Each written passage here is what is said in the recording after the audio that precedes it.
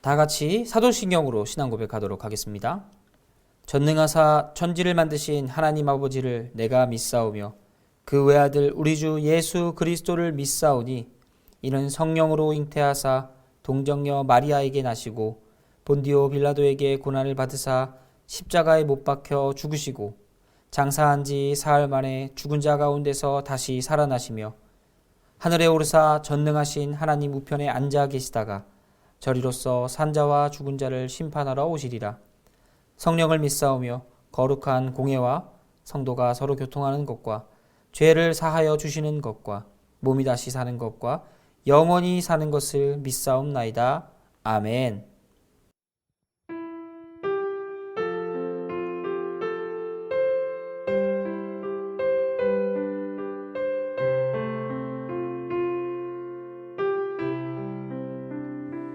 내 평생에 가는 길 순탄하여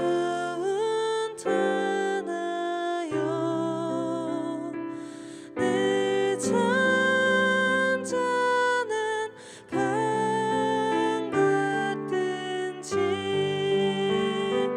큰 풍파로 무섭고 어렵든지 나의 영혼은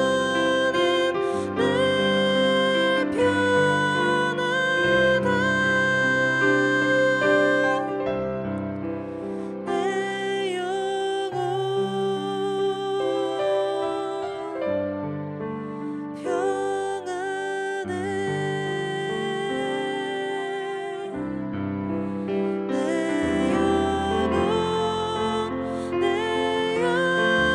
영혼 평안해.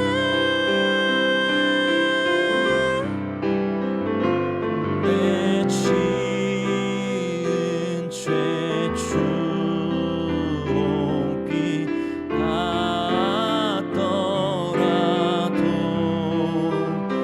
주 예수께 아뢰며 그 십자가 비로소 다시 세상 흰 눈보다도 점하리라. 내 영혼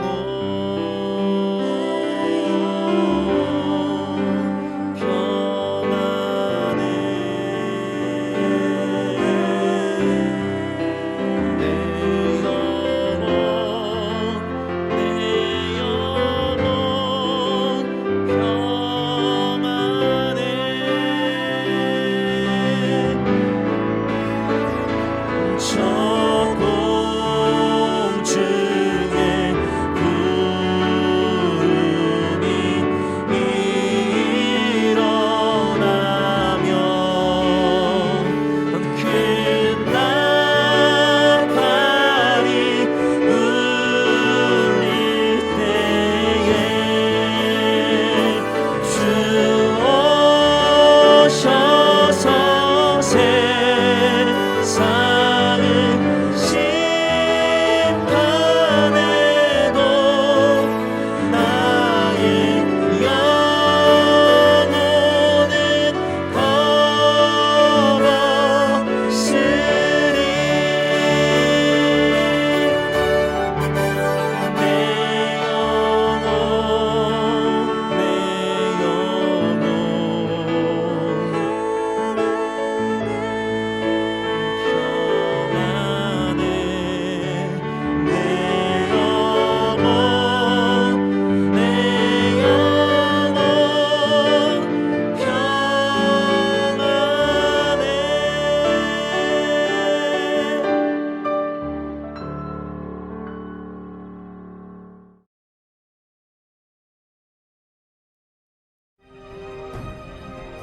내 블레셋 사람들이 이스라엘을 침해 이스라엘 사람들이 블레셋 사람들 앞에서 도망하여 길보아 산에서 엎드러져 죽으니라. 블레셋 사람들이 사울과 그의 아들들을 추격하여 사울의 아들 요나단과 아비나답과 말기수아를 죽이니라. 사울이 패전함에 활 쏘는 자가 따라잡니 사울이 그 활 쏘는 자에게 중상을 입은지라. 그가 무기를 든 자에게 이르되 내 칼을 빼어 그것으로 나를 찌르라. 할례받지 않은 자들이 와서 나를 찌르고 모욕할까 두려워하노라. 무기를 든 자가 심히 두려워하여 감히 행하지 아니하는지라. 이에 사울이 자기의 칼을 뽑아서 그 위에 엎드러지매 무기를 든 자가 사울이 죽음을 보고 자기도 자기 칼 위에 엎드러져 그와 함께 죽으니라. 사울과 그의 세 아들과 무기를 든 자와 그의 모든 사람이 다 그날에 함께 죽었더라. 골짜기 저쪽에 있는 이스라엘 사람과 요단 건너쪽에 있는 자들이 이스라엘 사람들이 도망한 것과 사울과 그의 아들들이 죽었음을 보고 성읍들을 버리고 도망하매 블레셋 사람들이 이르러 거기에서 사니라. 그 이튿날 블레셋 사람들이 죽은 자를 벗기러 왔다가 사울과 그의 세 아들이 길보아 산에서 죽은 것을 보고 사울의 머리를 베고 그의 갑옷을 벗기고 자기들의 신당과 백성에게 알리기 위하여 그것을 블레셋 사람들의 땅 사방에 보내고 그의 갑옷은 아스다롯의 집에 두고 그의 시체는 벳산 성벽에 못 박음에 길르앗 야베스 주민들이 블레셋 사람들이 사울에게 행한 일을 듣고 모든 장사들이 일어나 밤새도록 달려가서 사울의 시체와 그의 아들들의 시체를 벳산 성벽에서 내려가지고 야베스에 돌아가서 거기서 불사르고 그의 뼈를 가져다가 야베스 에셀 나무 아래에 장사하고 7일 동안 금식하였더라. 사울은 하나님께서 이스라엘에 세우신 첫 왕입니다. 그의 시작은 겸손하고 하나님을 경외할 줄 아는 사람이었습니다. 자존감 낮은 그를 하나님께서는 부르시고 이스라엘의 왕으로 삼아 주셨습니다. 그의 인생에서는 절대 일어날 수 없는 일이었지만 하나님께서 그를 택하셔서 부르심으로 그가 이스라엘의 왕이 될 수 있었던 거죠. 그러나 권력에 취한 사울은 더 이상 하나님의 사람이 아니었습니다. 그는 하나님을 의지하고 경외하기보다는 사람들을 의식하고 두려워하며 민심을 잃을까 노심초사하는 미천한 왕이 되죠. 그의 모습은 더 이상 이스라엘의 왕으로서 채통과 품위가 없고 세상의 왕과 다를 바 없는 사람이 됩니다. 이스라엘 백성들은 자신들을 지키기 위해서 인간 왕을 세워달라고 하나님께 요구했지만 인간 왕이 된 사울은 이스라엘 백성들을 전쟁터로 내몰고 그들로 하여금 새로운 승리를 얻게 합니다. 그들에게 승리를 가져오라고 지속적으로 이야기하고 있다는 것이죠. 설상가상으로 하나님의 영조차 사울을 떠나게 됩니다. 그리고 그 하나님의 영이 다윗에게 간 걸 알자 질투심에 눈먼 사울은 다윗을 몇 번이나 죽이려고 하죠. 더 이상 사울은 하나님의 사람이 아니게 됩니다. 오늘 본문에서 같이 사울은 블레셋 전투에서 그 생을 마감하게 됩니다. 그의 아들들도 다 블레셋 전투에서 죽게 되죠. 근데 이 죽음의 순간까지 사울은 이스라엘의 왕으로서 채통을 지키지 못하고 사명을 감당하지 못하게 됩니다.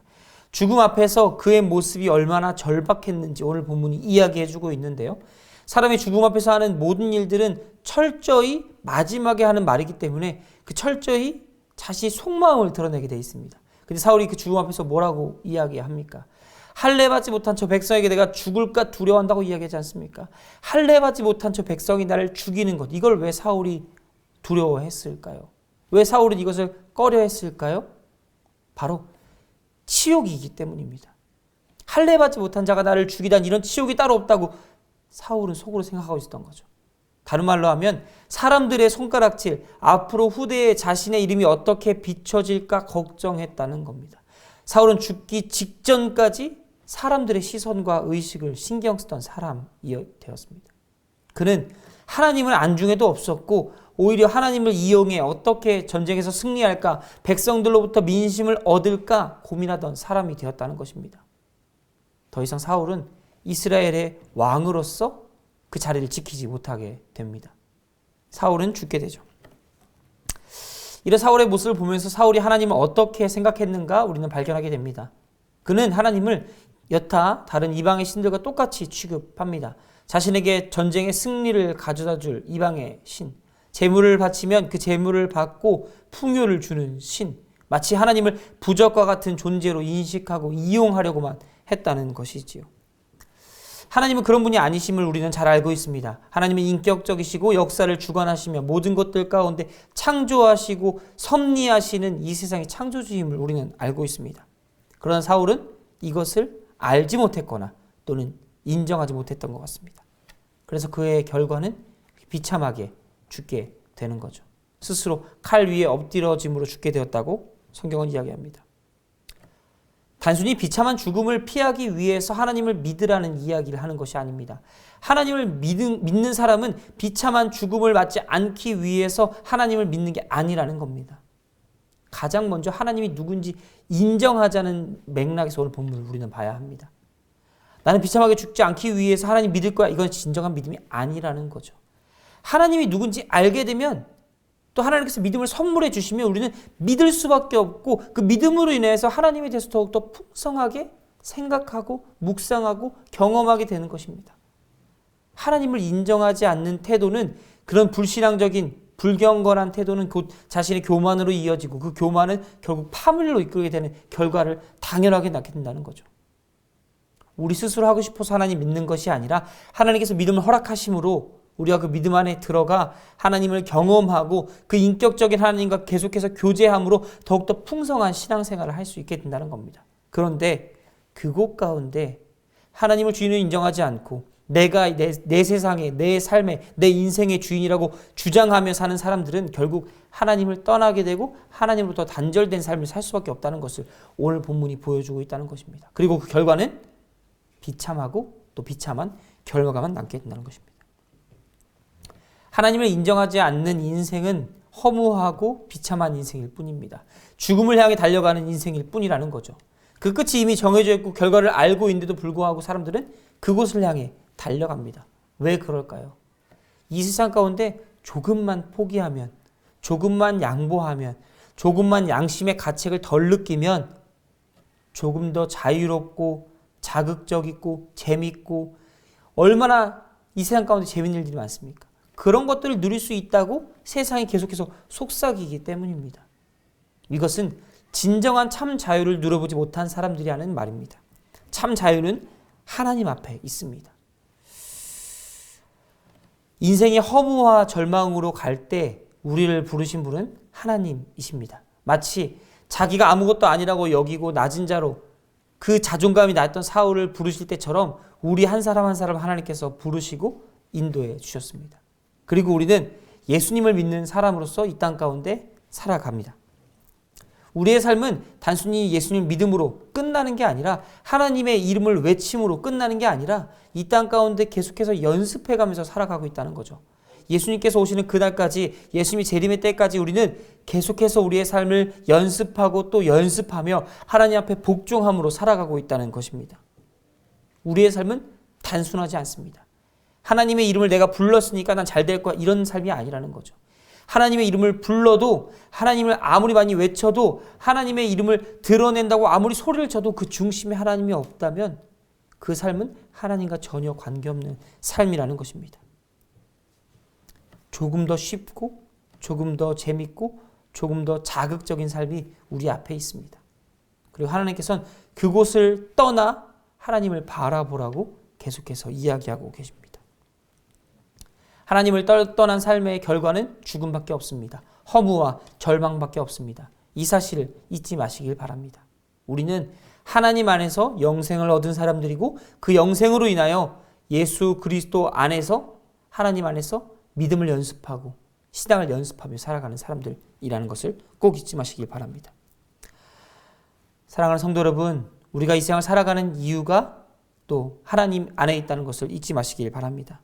하나님께서 허락하셨기 때문에 우리가 누리고 베푸는 삶을 살 수 있는 것입니다. 하나님의 은혜를 잊은 자의 결과는 절망밖에 없다는 것을 꼭 기억하시며 오늘 하루도 하나님께서 허락하신 이 삶이 풍성하고 은혜롭고 행복한 하루가 되시길 간절히 소원합니다. 기도하겠습니다. 사랑해 주님 감사합니다. 하나님께서 베푸신 그 은혜가 우리의 삶 가운데 풍성히 느껴지고 더 많이 경험하고 하나님을 알아갈 수 있도록 우리의 삶을 이끌어 주시옵소서. 하나님과 단절된 삶이 아니라 하나님께 꼭 붙어 하나님을 바라고 신뢰하고 하나님만 경험하는 우리가 되게 하시며 언제나 하나님 안에서 기쁨과 즐거움과 자유를 누리는 우리가 될 수 있도록 우리의 삶을 인도하여 주시옵소서. 감사합니다. 사랑합니다. 예수님의 이름으로 기도드렸습니다. 아멘. 임하옵시며 뜻이 하늘에서 이룬 것 같이 땅에서도 이루어지이다.